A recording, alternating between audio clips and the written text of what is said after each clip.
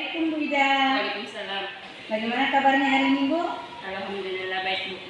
Ya, nah gini ya Bu, kemarin saya berbincang dengan kepala sekolah dan meminta izin terkait dengan aksi nyata saya untuk modul 2.3 yaitu supervisi pembelajaran. Nah di sini saya ditugaskan untuk mensupervisi rekan sejawat. Nah di sini saya meminta kepada kepala sekolah untuk mensupervisi Ibu Ida. Apakah Ibu Ida bersedia? Siap Bu. Iya, alhamdulillah, terima kasih. Nah, kemudian Bu, di sini pada saat saya mensupervisi, saya akan memvideokan dan mempublikasikan. Apakah Ibu bersedia? Bersedia. Iya, terima kasih. Nah, Ibu Ida, saya izin ya untuk menjelaskan terkait dengan pelaksanaan supervisi. Iya Bu, silakan. Iya, jadi supervisi ini akan saya lakukan ada 3 tahap. Yang pertama adalah tahap prasupervisi yang sekarang kita lakukan. Kemudian yang kedua ada tahap pelaksanaan supervisi nanti ketika Ibu Ida mengajar, saya masuk mengamati pembelajaran di kelas. Dan yang terakhir adalah pasca supervisi, ya. Nah, tujuan saya masuk di kelasnya Ibu Ida nanti pada saat pelaksanaan supervisi itu untuk mengetahui dan mengevaluasi proses pembelajaran yang Ibu Ida lakukan di kelas, ya. Apakah Ibu tidak keberatan? Tidak. Iya, terima kasih. Nah, sebelumnya saya ingin bertanya materi apa yang akan Ibu Ida bawakan nanti? Jadi materinya itu adalah lanjutan dari materi sebelumnya, itu getaran dan gelombang, tapi materi yang akan saya bawakan itu sifat-sifat cahaya. Oh iya. Apa tujuan yang Ibu capai pada materi tersebut? Tujuannya di sini siswa mampu mengetahui sifat-sifat cahaya itu sendiri. Iya.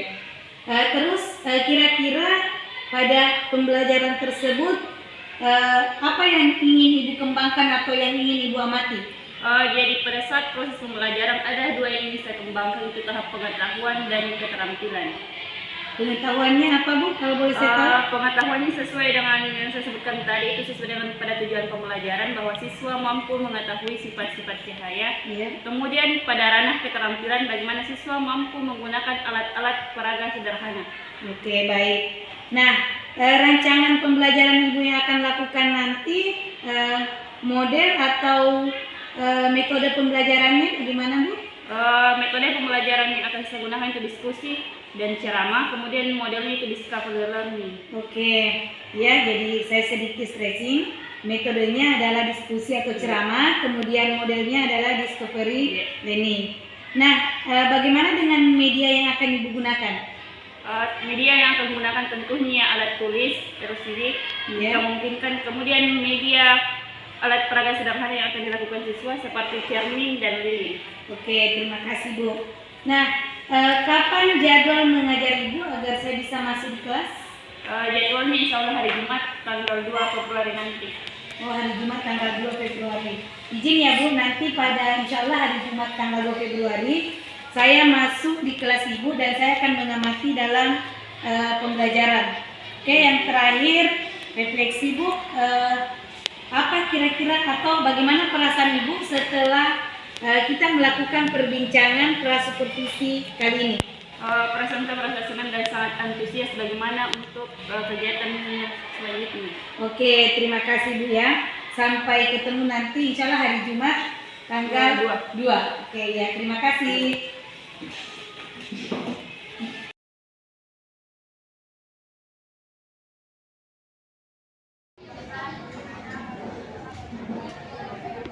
Assalamualaikum.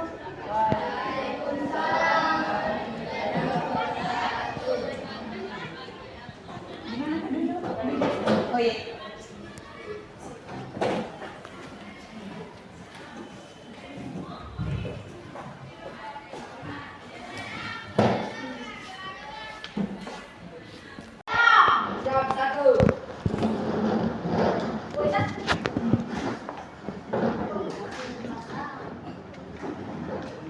Dua beri salam kepada Ibu Guru.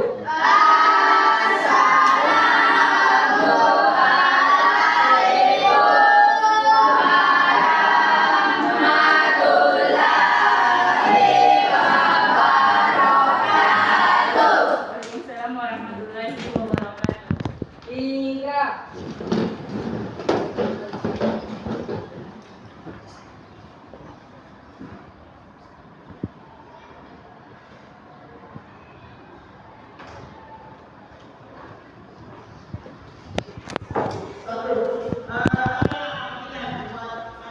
Assalamualaikum warahmatullahi wabarakatuh. Waalaikumsalam warahmatullahi wabarakatuh. Sebelum memulai pelajaran, kita mengabsen dulu di Andi Sri Aulipia, Abdul Wahid, Ahmad Al-Bayu, Akila Fausia. Demonstrasi sederhana tentang materi cahaya dan optik. Nah, tujuan pembelajaran kita hari ini ada dua.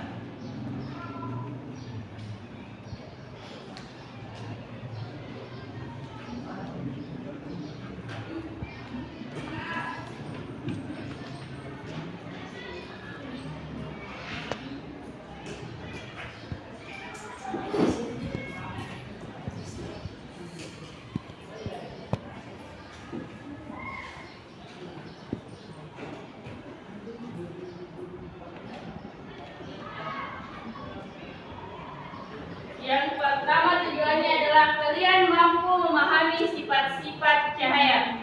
Selanjutnya yang kedua adalah mampu melakukan demonstrasi atau praktikum sederhana terkait sifat-sifat cahaya. Nah, sebentar kita akan melakukan praktikum sederhana terkait 4 sifat-sifat cahaya. Setiap kelompok akan mendemonstrasikan alat dan bahan yang telah disiapkan. Untuk mengisikan waktu, saya persilahkan untuk kelompok pertama melakukan demonstrasi terkait sifat-sifat cahaya. Silahkan maju ke depan. Jadi, pulpen yang ada di dalam air terlihat bengkok karena dua perbedaan medium, yaitu medium air dan udara. Sudah bisa dipahami kenapa pulpen bisa terlihat bengkok? Iya, Bu. Yang lain sudah? Iya, Bu. Sekian. Assalamualaikum warahmatullahi wabarakatuh. Waalaikumsalam warahmatullahi wabarakatuh. Hasil demonstrasi dari teman kalian. Nah, setelah hasil demonstrasinya selesai, siapa yang bisa memberikan kesimpulan terkait demonstrasi tadi? Yang tahu silahkan angkat tangan. Saya, Bu. Anggun, silahkan Anggun berdiri. Kesimpulan dari sifat cahaya dapat dibiaskan adalah pensil yang dicelupkan sebagian dalam air akan terlihat patah karena cahaya melalui dua medium yang berbeda, yaitu air dan udara. Oke, jawabannya cukup bagus. Baik, selanjutnya siapa lagi yang bisa memberikan kesimpulan terhadap materi tadi? Ikrar. Jika melewati satu medium, perantara yang memiliki partikel yang sama harus selamat. Sudah? Kelompok yang di sebelah sini ada? Siapa?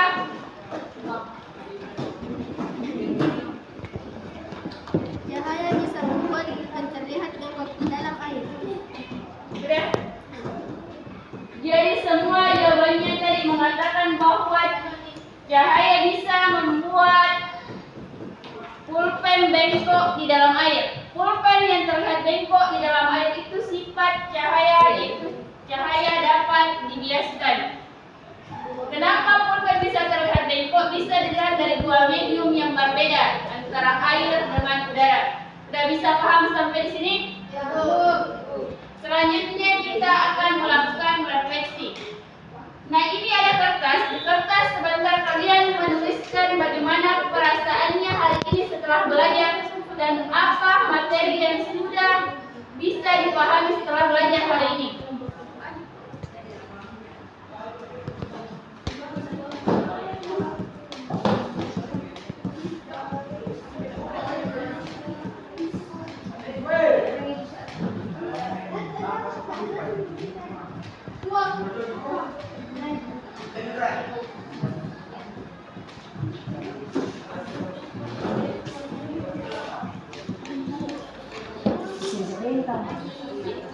Silakan ditulis. Pelajaran hari ini cukup sampai di sini. Materi selanjutnya adalah materi tentang alat-alat optik. Sebelum mengakhiri pembelajaran, marilah kita berdoa. Berdoa mulai.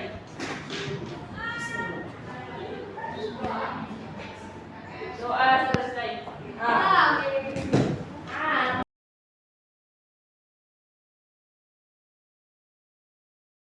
Baik Bu Ida, tadi saya sudah melihat Ibu melaksanakan proses pembelajaran di kelas, luar biasa dan sangat menarik.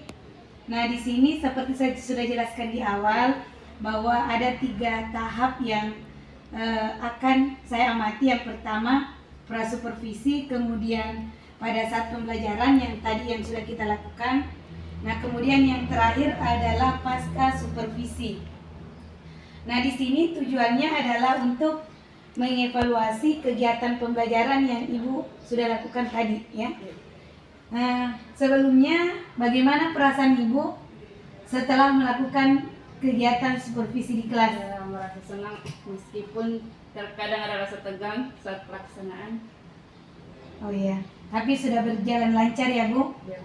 Nah, coba bisa diceritakan area pengembangan apa yang Ibu lakukan di dalam kelas dan langkah yang dilakukan selama proses pembelajaran di dalam kelas. Jadi saat pelaksanaan pembelajaran tadi ada 2 area pengembangan, yaitu pengetahuan dan keterampilan. Di mana di area pengetahuannya saya ingin melihat bagaimana siswa mampu memahami tentang sifat-sifat cahaya. Dan keterampilan itu sendiri, siswa sudah mampu menggunakan alat-alat sederhana atau alat-alat optik sederhana yang dibawa dari rumahnya untuk membuktikan bagaimana sifat-sifat cahaya itu sendiri. Oh iya, jadi saya ulangi Bu ya, jadi pengembangannya ada 2, yaitu pengetahuan dan keterampilan. Di mana di pengembangan pengetahuan, Ibu Ida ingin melihat apakah siswa mampu mengetahui sifat-sifat cahaya. Kemudian di keterampilan, ingin mengetahui sejauh mana kemampuan siswa atau murid menggunakan alat-alat optik yang sederhana. Nah, ketika melakukan pembelajaran tadi, menurut Ibu, apakah kedua pengembangan itu sudah terlaksana di dalam kelas? Sudah terlaksana tapi belum maksimal. Ya, sudah terlaksana tetapi belum maksimal.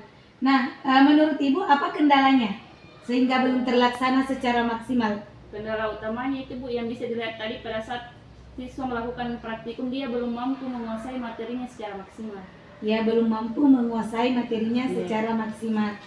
Nah, kira-kira menurut Ibu Ida, kenapa bisa terjadi kendala tersebut? Kendalanya bisa terjadi karena kurangnya antusias siswa Bu dalam memahami pelajaran. Meskipun sebelumnya sudah saya jelaskan bahwa akan ada proses seperti ini, tapi saat pelaksanaan masih kurang. Oh ya, jadi kurangnya antusias siswa. Nah, terakhir menurut Ibu, apa rencana Ibu ke depan untuk mengatasi masalah yang dihadapi pada proses pembelajaran ke depannya terkait kendala yang Ibu tadi sebutkan? Mungkin saja saya akan melakukan pembelajaran berdiferensiasi, terutama pada bahan ajar yang selama ini kan saya hanya membuat bahan ajar berupa bahan bacaan. Mungkin kedepannya saya melakukan diferensiasi, misalnya penggunaan video pembelajaran, PPT. Ya, sangat menarik Bu ya, rencana yang akan Ibu lakukan. Semoga rencana Ibu segera terrealisasi agar bisa lebih lagi memberikan pembelajaran kepada murid. Ya baik, terima kasih Bu atas waktunya sudah berbincang dengan saya di tahap akhir supervisi ini, yaitu percakapan pasca supervisi. Ya, terima kasih. Sudah.